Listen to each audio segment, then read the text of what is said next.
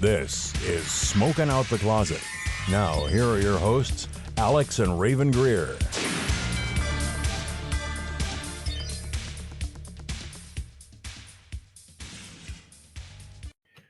Hi, I'm Rayven. I use she, her pronouns. I'm Alex. I use they, them pronouns. And welcome back to another episode of Smoking Out the Closet.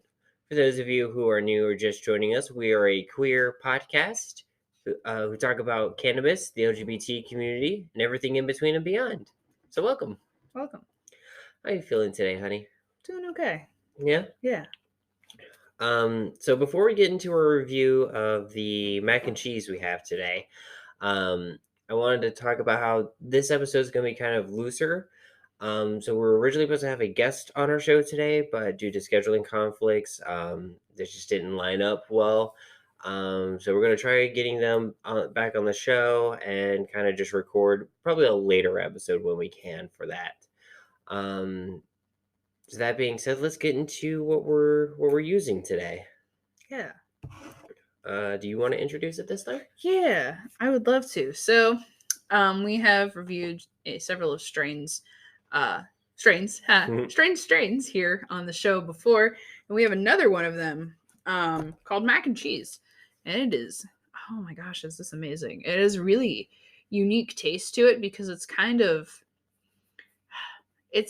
earthy a little bit, but it also smells kind of lemony when you smell it. It's like an earthy sweet, kind of compared to Asiago cheese probably would be the closest thing. Yeah, it has like an aged cheese taste to it. It's really good.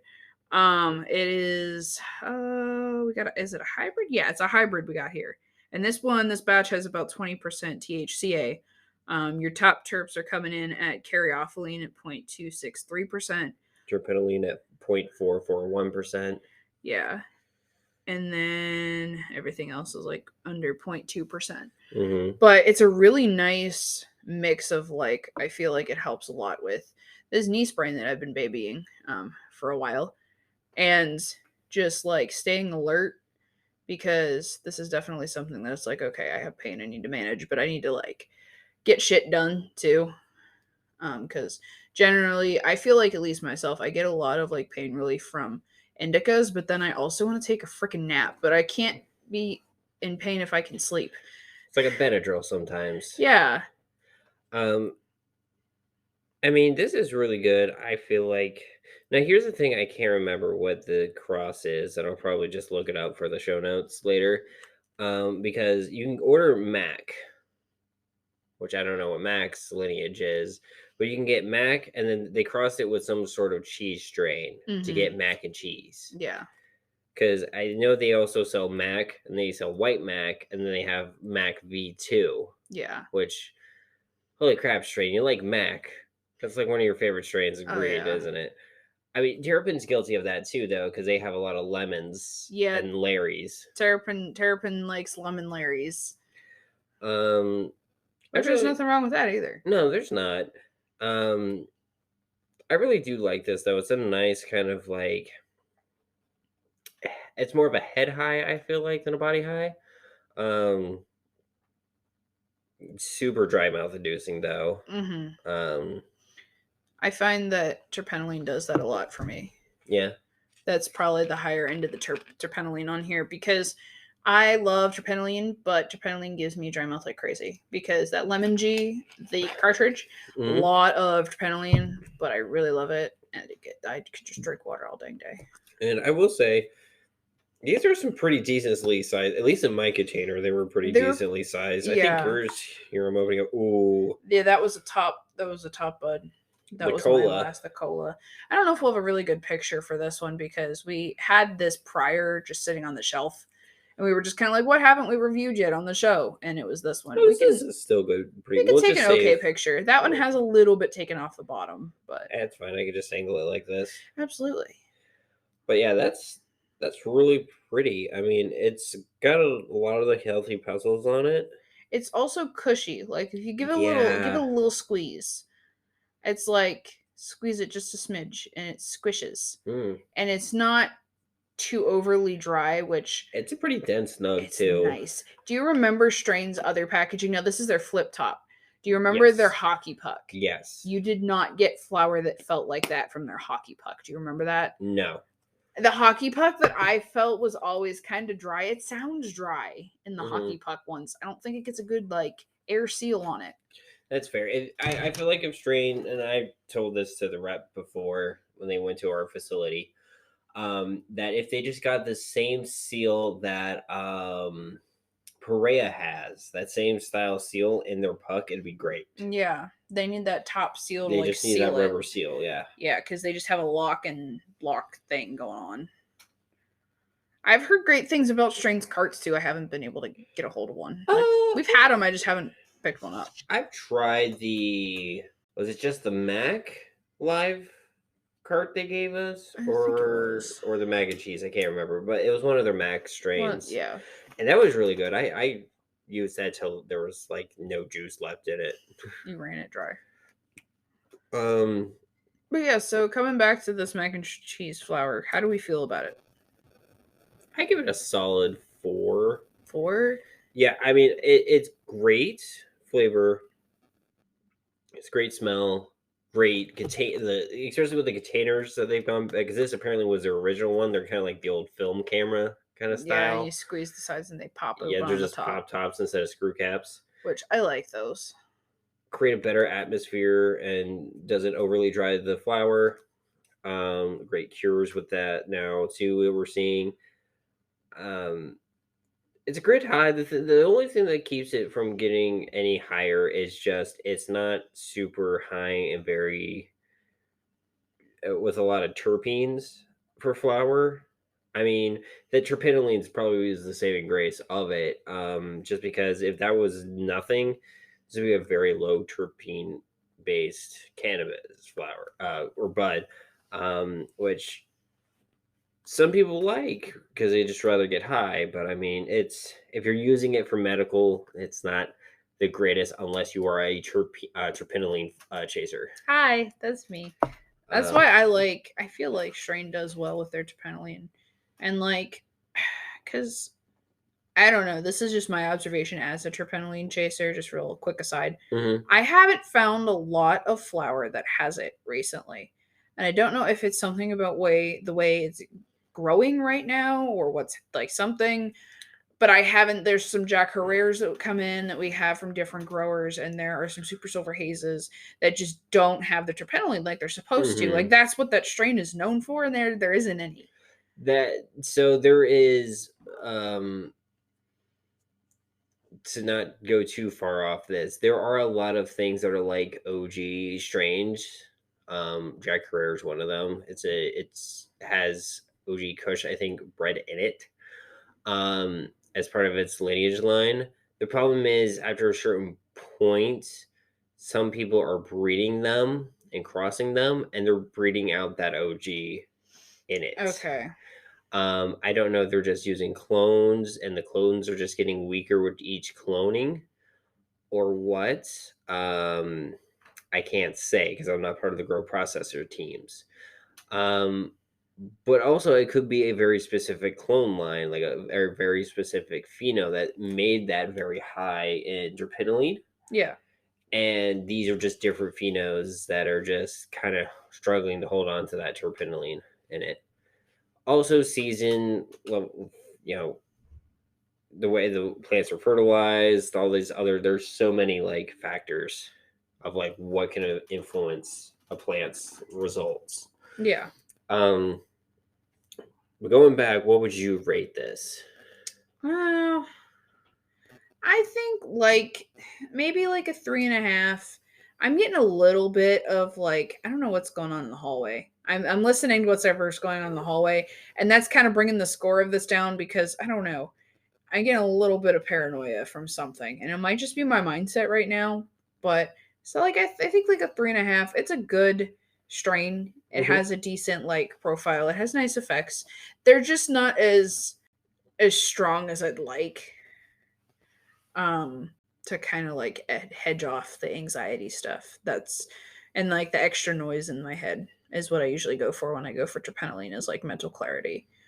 So it's not super up there for that, but it is pretty decent still. I would still go for it if I wasn't finding much of anything else. Like, if I couldn't find a good lemon G that worked for me, or a good like Jack Herrera or something, definitely would reach for this. Okay. And I just love Strane. Like, their stuff's consistent. So yeah, I mean that is true. They're one of the few grower processors that are allowed in this that are in this state that are pretty consistent. knock on wood, because as soon as we freaking say that, they're not going to be. Yeah. They've had this mac and cheese for a while though, and like.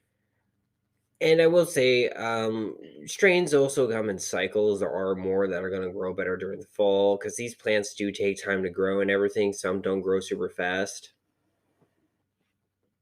That being said, I know Cresco is taking a lot of their lineup off the shelves, so we're not going to be seeing. I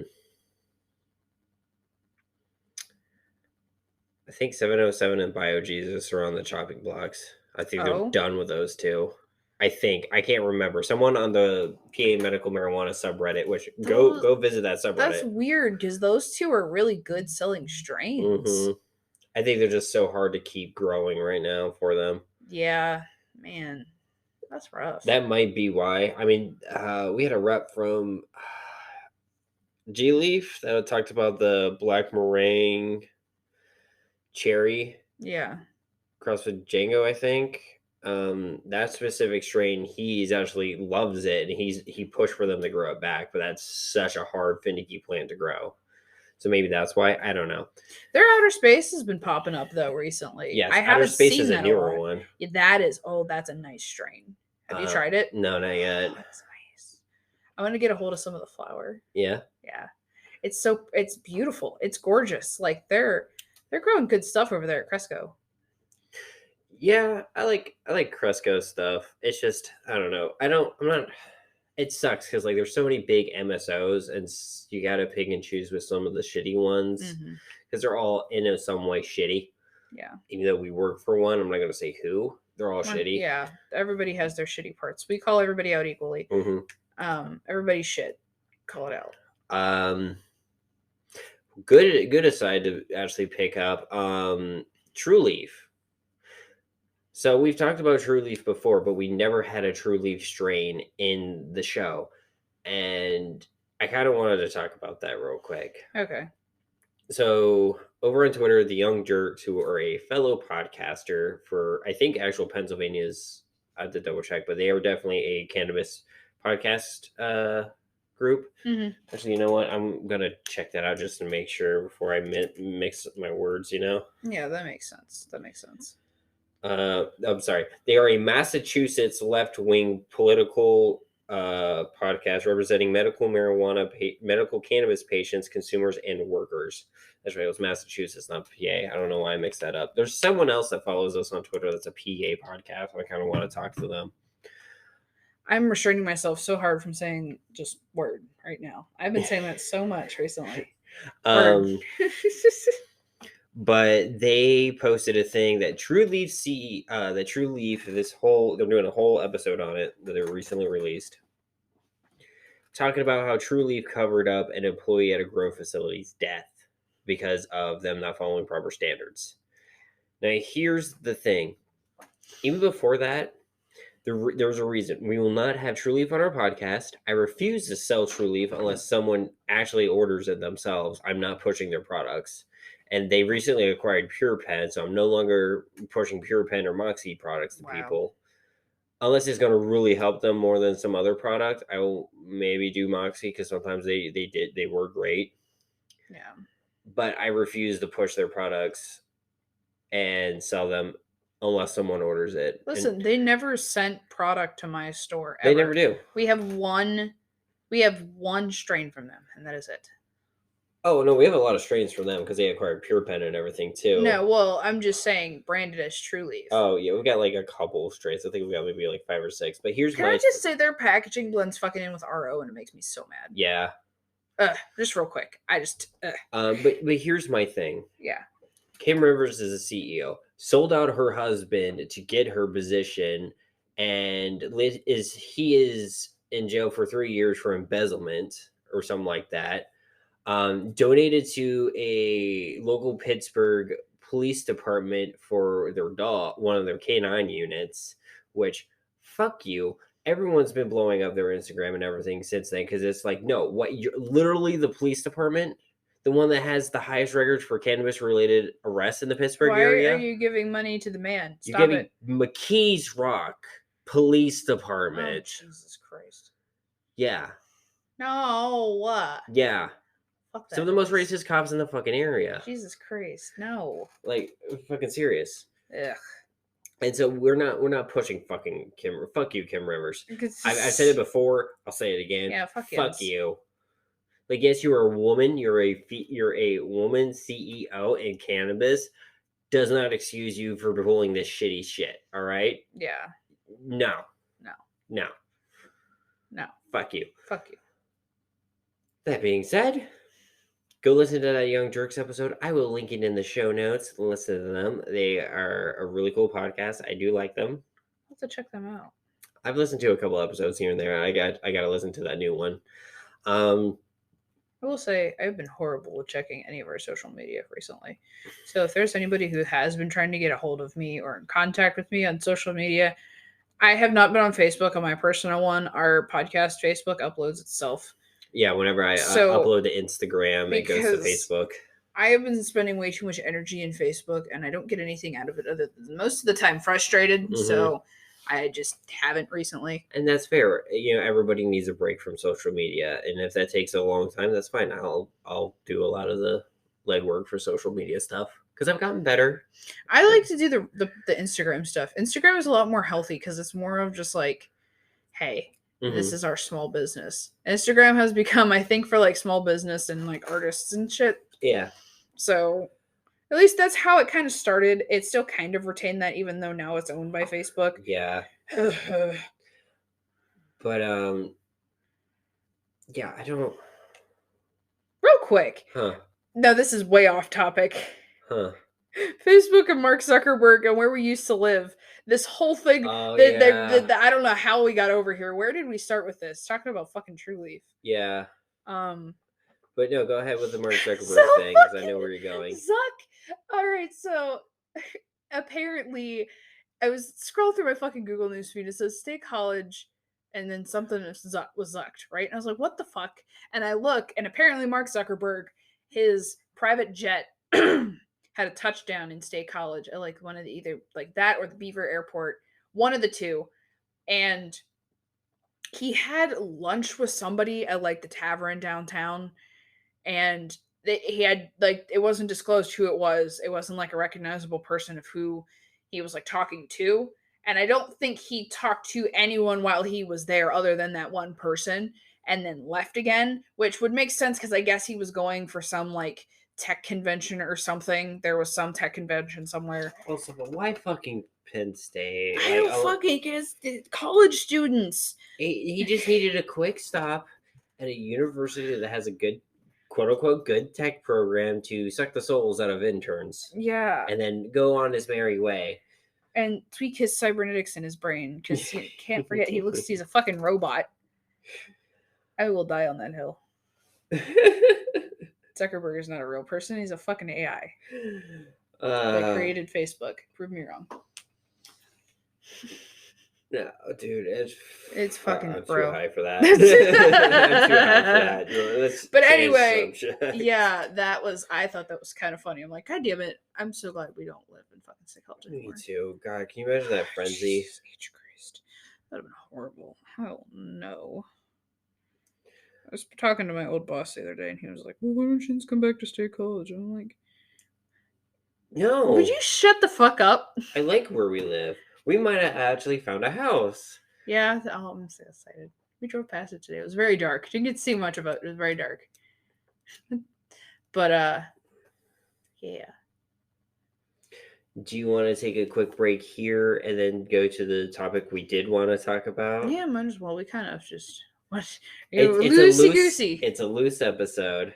Loosey-goosey. All right, so we're going to be back here in a second, just because scheduling conflicts and I didn't have anything written for On This Day in History because of the guest's appearance. So there's not going to be an On This Day in History this week, but we'll be back here shortly.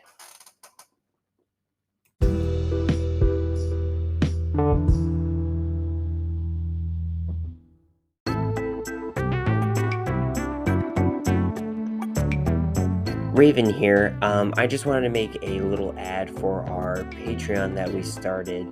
First and foremost, all the funds generated with this Patreon is going to go directly back into the podcast, whether that's better equipment so we can make better sounding episodes, give you guys really cool stuff like stickers, pictures, nice little trinkets from us, or be able to travel to places where there is legal weed or there's certain LGBT communities that we want to interact with and talk to, and potentially have some really cool guests come on the show. Now, right now our Patreon is bare bones, and I do apologize with that, but we hope to make it a little better as time goes on. Right now we have 3 tiers: flower, vape cartridges, and concentrates. Flower is $3 per month, vapes is $6 per month, and concentrates is $9 per month. With flower, you get access to our Discord, the Scuttle Zone, a private Discord that we have for you guys to kind of interact with each other and potentially interact with us. We have things for like different aspects of the cannabis community and LGBT community where you guys can talk to and kind of just interact with each other and learn from each other, and learn with us. But you also get early access to these episodes. You get a day or two, basically immediately after I'm done editing the episode, I am putting it on the Patreon so you guys can listen to it early. With vape, you have everything from the flower, but you also have access to the private chat room in the Discord server for one-on-one discussions and questions for us. You'll have the ability to basically be, hey, I have a question about this certain thing, and we'll answer it at the end of every episode. We won't get to everyone all at the same time, obviously, but we'll spread it out through the month and be able to get to as many questions as we can. And then with the concentrates, you get everything from flower and vape, but you also get behind the scenes looks at what we do here. I'll show like what I'm editing and like maybe little sound files or like little clips of what we're working on. Our show notes, so you get to see that early, potentially, knowing what topics we're going to be talking about on this next episode. Pictures of stuff in and outside of the recording stuff, like things like cannabis festivals.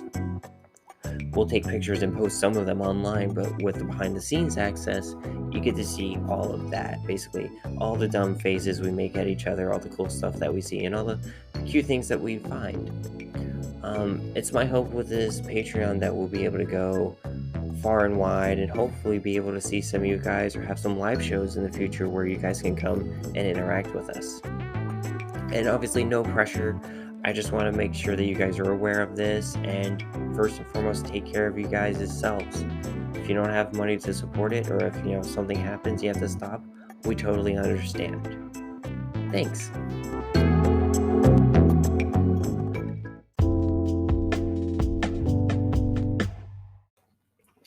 And we are back.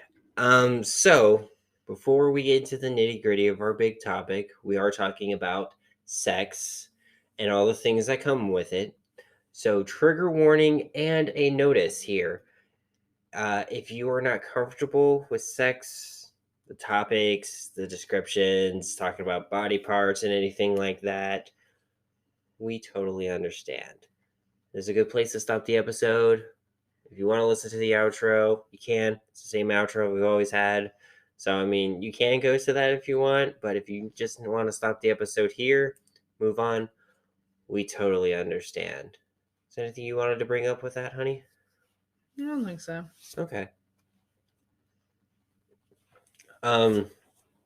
So, if you're still here, we're assuming that you have the correct response of consent and are willing to listen to the rest of this episode. Without further ado, Alex, would you like to introduce some ground rules of what we believe sex should have? Definitely consent. You kind of mentioned it. Consent of moving forward with this episode. Consent is mandatory in any sort of encounter, really. Think about it. So yeah, sex definitely should have consent. I also feel like sex, you should have fun. Yes. Definitely have fun. To quote the JCCP and a lot of different queer areas of Pittsburgh, if you're not having fun, you're doing something wrong. I don't know why. I feel like every time we have a more queer episode, my hands kind of change and I kind of go in my drag persona a little bit. And I'm doing like the whole, like waving my hands and like that curl. Like I have long fingernails. I'm just kind of being extra. I don't fucking know why I'm doing this. You're going to. I'm going to put those fingernails on you. I know. Fingernails. You don't even have fingernails. Or to quote American Dad with that one. Roger, why are you even painting your nails? You don't actually have nails. Hi, I'm Roger. I like to play pretend. Come on. But another thing to bring up is safe sex. Absolutely. You need to be safe. And for the reason why we're bringing up sex today is because there's not a lot of proper sex education in the States, in other countries. But there's also not a lot of proper queer sex education on top of that. And also, I was listening to Ear Biscuits, Rhett and Link, have their SEXtember episodes. Since I got back into watching Good Mythical Morning, I was listening to their podcast. And I was like, hey, this is very straight. It says, like, we should also do sex. Because I was, like, joking around. We were going to the car and get to do something. And I was like, oh, we're going to talk about on the podcast and speaking of the guest. And I was like, SEXtember. And we were just like, wait, why not? Yeah. Just do it. Because, I mean, we've touched on queer sex a little bit, but we have never done a deep dive with that. And I think it's high time we do that. High time. So with safe sex, that looks very different depending on your partner, certain body parts, and just kind of a whole conversation and everything. But make sure you're practicing safe sex. Even if you're fluid bonded or you're not using like a condom, let's say, or any sort of like protection from the fluids. I like to get routinely. I don't know why I just got that like phlegm ball thing in the back of my throat, and I was like Kermit the Frog for a second. Routinely get checked. There's things like money can carry HPV. And if you don't wash your hands after touching money and use a bathroom, you can get that if you're not already vaccinated against it. Exactly. Well. Don't get vaccinated against it, by the way. Yeah, you still can. I think they pulled the age limit off of that. If you didn't get it as a tween, you can get it now. Cool. Go get vaccinated. But yeah, definitely, it's one of those things that like just get routinely checked for any reason. It's never bad, I don't think, anyway. No. That being said, do you want to talk about the differences between queer and straight sex? The first thing that comes to my mind, can I say it? Yeah, go ahead. Queer sex is better. So much better. The queer, there's just something about queer sex. You just, I don't know. In my time of having sex, the straight passing sex, I will say, that I've had has not nearly come to the same, like, I can't compare it to like the queer sex I've had. It's just different, but it's a lot better in my opinion.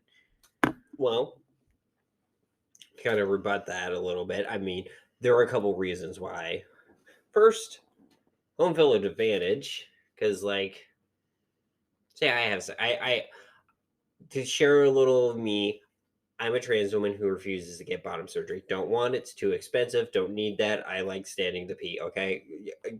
Guilty. Okay. It's a lot easier. Me over here, non-binary being so jealous. I said that today to you. You did. I'm so jealous. I was like, I don't want to pee. It's inconvenient. I have shit I want to do. I want to play video games. I don't want to sit down and pee because then I also get on my phone and get distracted. But like, so say if I had sex with a guy, right? Or with a cis guy or another AMAB person. A penis owner. Yeah, exactly. I would have an easier, well, not exactly, knowing what all this person likes, because obviously that's a conversation you have to have, but just knowing the basics of, okay, I know this feels good for me, so this relatively should feel good for this person. Now, everyone's a little different. Everyone has sensory ways that certain senses feel to them. Some may be good, some may be bad. But that being said, 9 to 10 odds, I know how to work it. And the same thing goes with someone like I am an AFAB vagina owner, not person. As much as I don't like it most of the time, it has some advantages. And I would get together with someone else who was also a vagina owner. And guess what? I know how mine feels, how things work with mine. So, like, I know what might feel good for them. And this all is also, like, understanding your partner and reacting to the way your partner is reacting to things. And this goes into some of the issues here in the United States and abroad, but I feel like it's worse here in the States. Some other countries are worse than us, but, like, I can only speak for us. Sex education is very, very bad in this country, and especially in places that are like the South, or rural areas here in Pennsylvania, even, where it's just abstinence. That's all they teach. Abstinence only is not the way to go. No. And a lot of times is with the queer community, since it's, even before the civil rights movements for us, we've been a very sexually liberated group. And when you come into the queer spaces, it's not taboo to talk about sex. Yeah. So it is actually a conversation.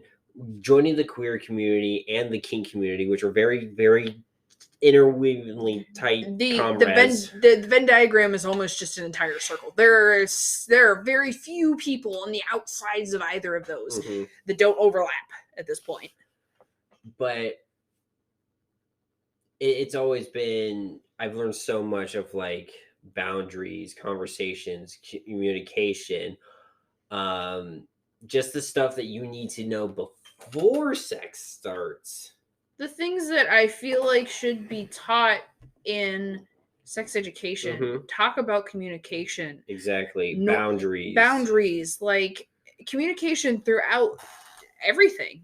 How to communicate in a way that is sexy. And if you just to make sure that, like, people are being respected in these situations, because it's very unfortunate that people don't understand this, or they don't listen, or they don't take consent seriously. So again, consent is fucking mandatory. It is mandatory. Here's my thing too with that is, like, there's so much before sex is initiated that the fact that those conversations aren't being taught during sex ed, and they're just basically teaching the mechanics, is very hurtful. And now here's the thing too, is a lot of people say that shouldn't be on the school, that should be on the parents. But the fucking parents don't do shit. No. There are so many parents that don't have that actual conversation. And I got lucky with my mom, because my mom's going to tell you how it is right off the bat. Even if you don't think you're ready to hear it and you tell her, hey, I'm not ready to hear this, she'll be like, okay. But every time you're going to ask me, I'm going to tell you exactly how it is. I didn't have anything. I didn't feel comfortable having that conversation with my parents in the situation that I was in. And I mean, my mother and I now talk about sex as an adult. I talk to my mom about sex. And I didn't feel comfortable as a teenager having that conversation with her. And I didn't have that conversation with, like, Sandy either. I was super close with her, but I also wasn't that level of close. Yeah. See, I don't to feel comfortable. To be fair, and I will throw a disclaimer on that, I only know that because Mom's doing that with Kira. Because of how my memory is and everything, and the head injury didn't help, I actually don't remember coming to my mom with sex ed stuff or anything like that. I do remember I got lucky when we were in a very big military area, so the ones the school taught wasn't that bad. Yeah. Comparatively. Ours was, it was in the middle of fucking nowhere. It was kind of a little bit more liberal in that sense, because some of the teachers were actually pretty fucking cool. We were also really close to Penn State, so we were also part of that. There was a blue swatch that came over into where I lived for a bit because of Penn State being over there and people working over there and stuff. Yeah. And living over across the other side of the mountain. So we weren't taught abstinence only, but we weren't taught about, like, there was like, yeah, make sure, everybody's into it. Use protection, Mm-hmm. use condoms. We weren't really talked to about like birth control or like dental dams or like. Yeah, I didn't know what a dental dam was till I was older. I Googled that shit. Because when I was going through my exploration of my sexuality, I learned a lot of my sexual like stuff about sex and my sexuality through porn and like looking at stuff on the computer, and like, okay, interesting. And also like sitting in the back of the bus in high school, listening to all of like because we had a junior senior high, and we were all just ride the same bus. So like the smaller kids were in the front, the older kids were in the back. Well, sat in the back of the bus. Hear things. Yeah, here's my thing, and I feel a little bad for saying this. I didn't know what a dental dam was till I got to college. Thankfully, college is a good resource for a lot of sex education, and because a lot of colleges are very much, you're gonna do it. You're all adults. You're all consenting. Just be fucking safe. Don't be fucking stupid, right? Yeah. So they would have female contraceptives, which I didn't know. I knew spermicide was a thing. I knew condoms were a thing. And I think I knew about female contraceptives, but I didn't know how it worked, if I recall correctly. So I actually asked somebody that was actually giving them away. She's like, well, here, let me give you a little demonstration. I'm like, cool, thank you. Fucking someone's telling me how to use, Yeah, tell me how to use this. I recently, not up until I want to say it was like maybe a week ago, didn't realize how female quote unquote female condoms work. How any condoms work. Any condoms. Any's. Yeah. How any condoms work. So yeah, did you know that those actually work better than some like outie condoms for STIs and shit? Because there's extra coverage. Covers the lips and shit. That's nuts. Right? That's great. I like that a lot. Why don't you see them? And they're probably really expensive. Yeah, I can't find them in the drugstore. I cannot find them in a drugstore. You can't find dental dams at a drugstore now anyway. You want to know what I bought? Saran wrap. I have a fucking, in that sense, I still like just fucking multi-purpose. Here we go. So going into queer sex with that protection, if you are interacting with a person with a vagina, we'll just use the medical terms. Yes. It doesn't matter the gender identity. If you're interacting with someone with a vagina, safe sex practices, if you're going to finger them, wear a glove. Yes. If you're going to eat them out, dental dam. And if you're going to insert anything in them, even if it is a strap-on, I would suggest dental dam or female vagina contraceptive, just to be on the safe side. That being said, if they have a particular toy they use and they are fluid bonded to the toy where they use it themselves, their cum and everything has been on it, use that toy, but be safe. If you're using a strap on, like the harness and everything, put a dental dam on you, Yeah. Like, I don't see why it's just extra protection. You know what I mean? Yeah.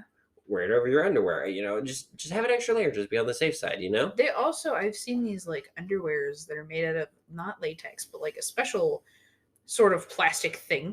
And they're very thin and silky. And they're used for like that. You wear them like underwear. Okay, that's cool. That is it the same material the dental dams are made out of? Yes and no. It's similar, but it's thinner. So you can feel more for... Interesting. Cunnilingus. Yes. Yeah. Huh. I like have to look into that. I love that word. I love the way that word feels on my mouth. It just feels like you're doing it. You know where that word came from, right? No, please. Tell me the etymology of cunnilingus. I could be wrong here, but from what I've been told, it's basically... It came from the reason why you got someone off like that is because you were a cunning linguistics. You had cunning linguistics because you were able to articulate and move your tongue so well and fast. Ooh, that's spicy. So it kind of came into that way. I have no idea where fellatio came from. Fellatio. Now, going into the reverse of that, though, safe sex practices with someone with a penis. Condoms. Yeah. Doing a hand job. Gloved hands. If you're touching it, gloved hands are always a good way to go. Now, if you don't want to do all of that, just want to do like the basics, like a vagina condom and a penile condom, just get tested first. And then if they're like, cool, everything's clean, everything's good, then just go with the basics. You know what I mean? Just to stop any pregnancies or anything like that, if that's possible in these situations. Yeah. Because, sometimes certain people can't get other people pregnant. Yeah. Even if there is certain things, Anyway, that being said, be safe. If you're doing any sort of fucking anal play, I don't care what orientation or what parts you got. Fucking for the love of God, use lube. Please. Oh, God. Fucking hell. Jesus. Keep lube. Lube's your best friend. Listen, there are places online you can buy big bottles of lube very cheaply. And here's the thing, too. Make sure, in the realm of safe sexual practices, make sure someone check allergies. Make sure that someone doesn't have a latex allergy. I have an acrylic allergy. Please do not use vinyl gloves on me either. That would be a pain in places. Any certain allergy to the ingredients in lubricants. Artificial toys. Sweeteners in flavored lubes and things like that. Yeah, I can't do that. Yeah, that's the last thing you want is a migraine from fellatio lube.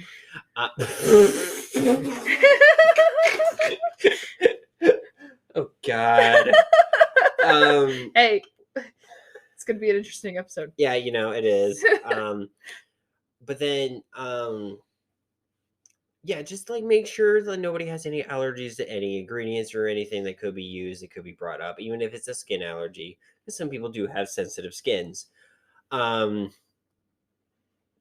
trying to think what other would be good. Like, I mean, a lot of this can be applied to straight sex, but we're adding extra stuff for queer sex with this. So I'm trying to think of what else could be there. God, I'm drawing a blank right now with safe sex practices. Oh, yeah. Fucking keep your nails trimmed. For the love of God. Please. If you don't, they make these cool little cappies. Yes, they are that you can put over top of, like, because I just got nails. I've got press-ons. Yeah, I've got press-ons. But things are still going to happen. Mm-hmm. Things still do happen with those. But they get little cappies that you can put on your fingies, and yeah, there you go. Or if you don't have any of those, use toys. Introduce toys. Have some fun. As long as everybody is having fun, consenting. If you're not having fun, you're doing something wrong. Now here's another thing too: is I am even in non-kink scenes, I am a very big component and advocate for safe words. Yes. Checking in all the time is really good, because consent can stop, and if you're not comfortable, make sure you let your partner know. Yeah. Being said, as a trans woman, and I can't speak for you, but or any other people that are under the trans umbrella, I have gotten dysphoria during sex before, and I've had to stop and literally be like, I can't. I'm not in the right headspace. I'm feeling very bad about myself right now. I just need to stop. And that's okay. And you just got to figure out what's going to be good to help your partner after the fact, when there are in those scenes where you have to stop, or you just kind of got to be there for them. You know what I mean? And kind of help them get through this. Yeah. Now, as a non-binary person under the trans umbrella, I have felt that as well. And I've also, I don't know, you probably don't quite notice sometimes, but I'll keep my like compression top or my binder or whatever on. So I preemptively, if I'm already feeling kind of when we're starting to like take clothes off and like foreplay's happening, right? If I start to feel like I don't really want my chest out, I'll just leave my compression whatever on. Yeah. So they help a little bit. That being fucking said, that is a good point. For anybody who uses any binders, compression, sports tops, or anything like that, if I learn that you are at your 8-hour mark and we're in the middle of doing the do, I am red lighting the scene, instantly stopping it, and I'm making you take that off and at least wear a t-shirt for a bit. Mm-hmm. I know it's going to suck for you personally, and maybe some other people. It's going to suck. You're going to feel bad about your chest and everything. But you need to like not bust a rib and puncture a lung. Exactly. And that can be very easily do because you're not supposed to exercise when you're in a binder either. Yeah. And But sex they do- is exercise. I will say they do make, this is exactly what these are made for. Compression sports bras. Yes. They are made for larger chested folks to press things back and up and away in a way that you can still breathe. You don't get quite as much compression as you would from a binder, but these are meant to keep them in place so you don't have that tugging, that pulling when you're exercising. And that'd be, I feel like that is safer for sex than wearing a binder during sex. Yes, absolutely. And I know it's going to suck for some people, but I'd rather y'all be safe and alive and not, accidentally breaking your rib during, what's supposed to be a fun time. You don't want to be on sex sent me to the ER, okay? Exactly. God, those people could have lured for those people definitely could have had more sex ed. Definitely. Speaking, can I say real quick, so you don't have to get extracted from your body and shit, if it doesn't have a flared base, it does not go in your asshole. Yes, thank you. Okay, thank you. Real abrasive, but that needs to be said. That does need to be said in this. Oh, Anybody God. it needs to have a flared base because that can slide in and just get stuck. Now, what do we mean by a flared base? It's something that the base is bigger than the widest part of the toy. So it is larger than the widest part of whatever that toy is. Your stereotypical butt plug. Exactly. A microphone stand. Don't get any ideas, but yeah. No, I'm just using it as an example for the shave. No, I'm not gonna. Oh God. Oh. Weird. Ow. Oh, ew. That's some weird OnlyFans content. Oh Lord. Okay. Okay. Another queer sex tip here. Moving on. Don't base everything off porn. That's for everybody. Everybody. Especially, I feel like the straights need to hear that more than.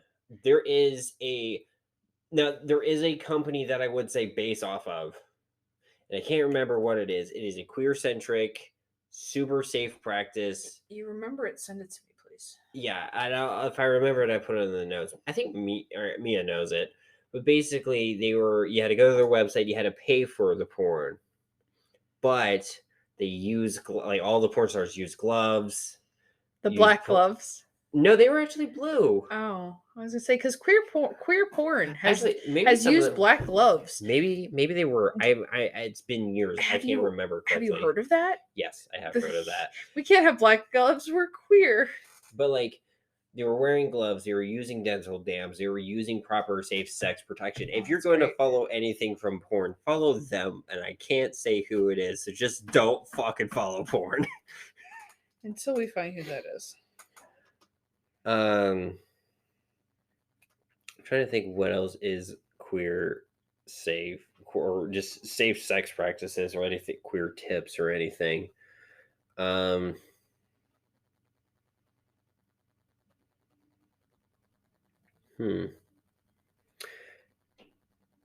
I would say unless you know the person very well and you're very comfortable, don't do anything that's going to change your mindset or kind of mess with your head a little. So no alcohol, no drugs, no. That can be a gray area. That can be. Yeah, but I'm saying unless you know the person super well, you know you're going to be safe with them. Like you and me. Exactly. We do that. I've had a couple of times where I've had sex while drunk. I remember one New Year's Eve party that was fun. Well, yeah, no, I'm talking about just randos. One or two. And they're not the greatest situations. I'm not gonna lie. I don't think I've ever been in that situation. And I felt safe. Everybody felt safe. At the time I was very more open about stuff I like and everything. But it was looking back, I didn't really have the wherewithal during the scene to know, you know what I mean? Mm-hmm. Because I was buzzed. I was kind of loopy because I was drunk. I don't do. God, this is hard to say because I get touchy feely fucking when I'm drunk. Yeah, you do. But then I'm also I don't really do drunk sex anymore, and it's not even like. Well, we don't really drink much anymore either. No, that's the thing. We don't drink much anymore, so it's not even like a I don't feel safe thing. It's a we don't drink much anymore thing. Mhm.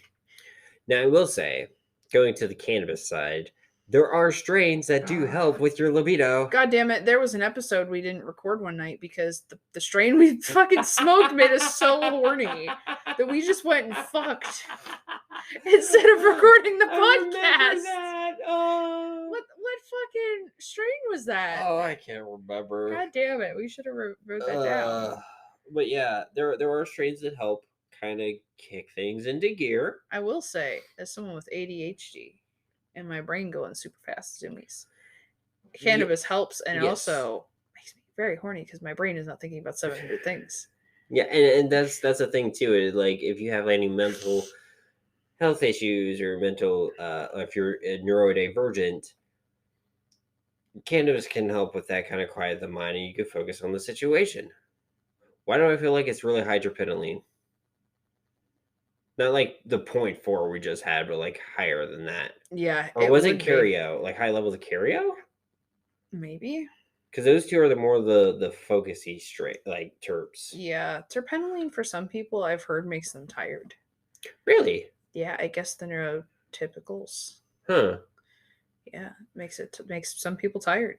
I would also like to say that there are a lot of neurodiverse people who are queer. Not saying that's a bad thing. Yeah, it's just an observation. It is an observation, and when you add sex into that, that could be kind of tricky sometimes. Because also neurodiverse sex, that's just a whole different thing. Mm-hmm.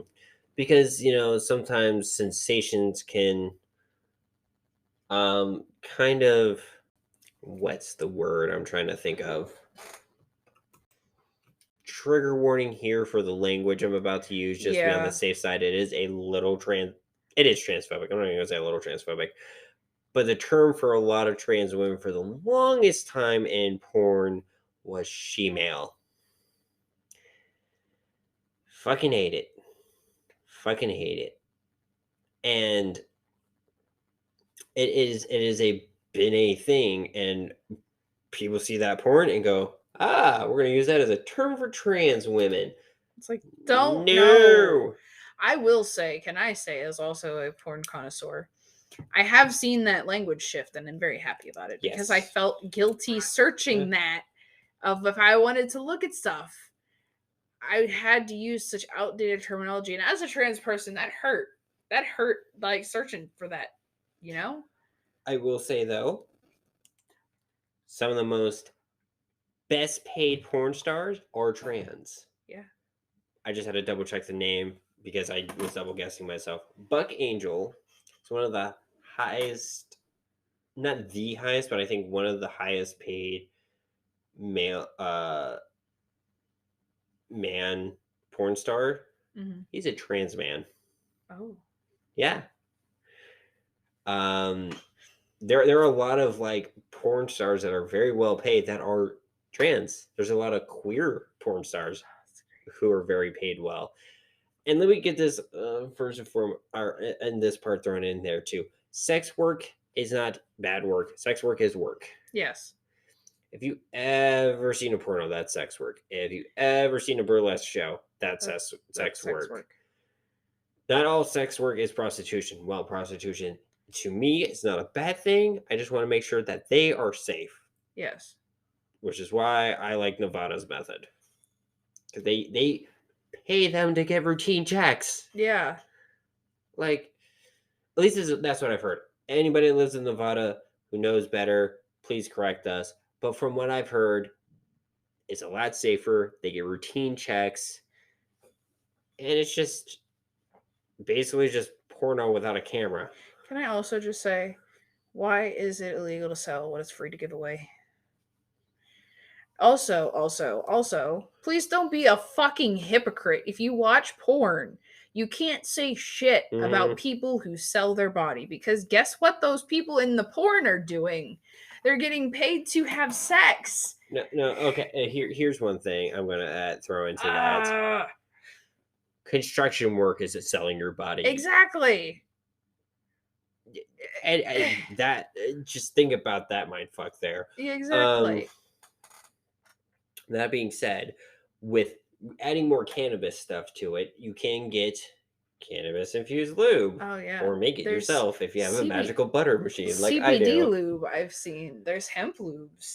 There is cannabis infused coconut oil that you can make with the magical butter machine. We're not sponsored, but I keep asking you guys to sponsor us. Sponsor us. Please sponsor us. Send 'Cause us I some love it. gel. We need some of the gummy packs. As I love my magical butter machine. Oh, that's great. But you can make cannabis infused coconut oil, and you can use coconut oil as a natural lubricant, as long as you're not allergic to coconut. Yeah, don't. If you're allergic to coconut, don't do that. That being said, use that, because that can help with like inflammation at certain areas you're using. I know I said inflation. But that can also help set the mood, and everything. Kind of like, oh, you're kind of sore, let me rub you down, give you a nice massage, and kind of slowly ease into the scene, right? You can use cannabis as like a warming lotion. There are cannabis infused warming lotions. To quote Disjointed, when she gives I can't remember the actor's name or the character's name, but she voices Shigo. When she gets to the lube, she goes, "Is it gonna make him high? Only his dick." Yeah. They can help with things like that. Exactly. They can help with sex. So can I also say, if going back to briefly that finding someone you're comfortable with to be inebriated with, high sex is fucking amazing. Oh my goodness. Whew. And now here's my thing with cannabis and sex. Definitely make sure you're with someone you're comfortable with, like we said. Have a conversation. Make sure everyone in the situation is comfortable either being on it, or they're comfortable with you being on it. Because some people aren't. I was technically. Can I be like? I'm gonna be vulnerable here for a second. For a little bit, I wasn't. Whenever you had your card and I didn't really have my card, and I was like, I think that was more of an I was jealous. Okay. That was more of I think that was a jealousy thing. But I do remember that briefly. I was just like, I didn't like it, and I didn't partake before we did any scenes. And now I'm just like, yes, I will. Yes, Stone Me will definitely. But that's a lot of it too, is because you're more vulnerable. You're less thinking about what else. You're just in the moment. Yeah. And so that's the beauty with sex, is your people coming together for a very beautiful and vulnerable moment to just share passion with each other. And I'm not saying a number, because sometimes it's 2 people, sometimes it's 1, sometimes it's 4 or more. As long as you're all safe, and having fun, exactly. I don't care how you get jiggy with it. God, that was lame of me to say. Get jiggy. Little head bob thing you did too. But that's the biggest thing, is just stay safe. Make sure you're using protection. Consent. So this real quick reminded me, there's a podcast actually that I listened to for a while. Cauldron's Crypt. If you're listening on Spotify, I know Cauldron has his podcast on Spotify. Go give him a listen. He does a lot of like kink, BDSM. He does a whole episode on consent. Go and listen to his stuff too. Great place to start. Goes super deep into it, and that's entirely what he dedicates his podcast to, is sex and BDSM. So I think we've probably hit the nail on the head quite a bit. Yeah. I can't think of anything without doing more research on what to bring up. Now there are tips and tricks of like what feels good for certain people, but honestly, just talk to your partner, ask them what feels good for them. At the end of the day, whatever I suggest for whatever someone has isn't going to feel great for the other person. So I'm not going to spew that out there. Just communicate. Do you have anything else to add, love? I don't think so. Okay, I think this has been a pretty chock-full episode. Once again, my name is Rayven. I use she, her pronouns. I'm Alex. I use they, them pronouns. And we'll see you guys in the next episode. Bye.